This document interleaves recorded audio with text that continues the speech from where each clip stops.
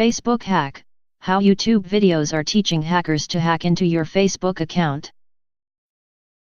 YouTube continues to host tutorials on how to hijack Facebook accounts days after hackers stole the personal data of around 90 million users. Yesterday's major security breach saw millions logged out of their social media accounts, including the site's CEO Mark Zuckerberg. But the DIY YouTube tutorials, many of which have been viewed thousands of times explaining how to illicitly access Facebook accounts, remain freely available online on the Google-owned video sharing site.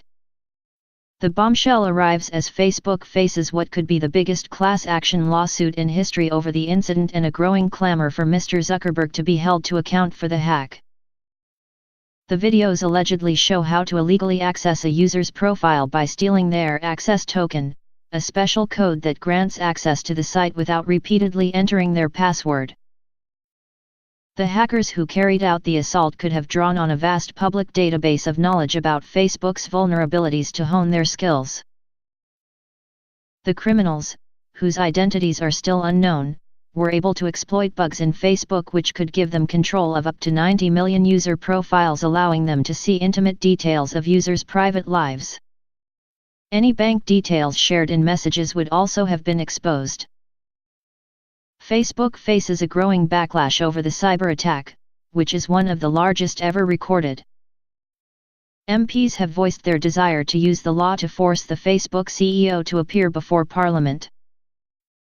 Chairman of the Digital, Culture, Media and Sport Committee Damian Collins MP said, "If he ever enters the UK, we will issue a summons for him to appear."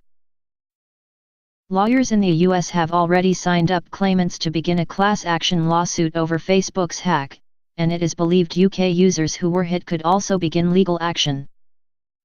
The hack was discovered when Facebook employees noticed a large spike in traffic on September 16, possibly representing a single attack by one or more adversaries.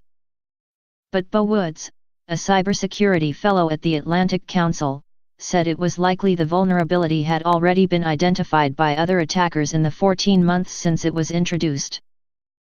"I would say that the 50 million is maybe the tip of the iceberg," he said.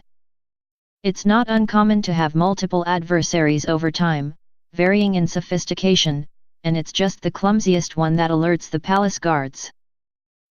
Knowledge of security loopholes, he said, very often spreads either accidentally over beers, deliberately sold, or simply through multiple hackers independently discovering the same method. This exploit could have been used by organized criminals or state intelligence agencies to hack specific accounts, such as those belonging to politicians or business chiefs, long before less subtle attacks were spotted by Facebook. Alternatively, he said, the traffic spike could have been generated by a virus or even by a smaller attack which accidentally rampaged out of control.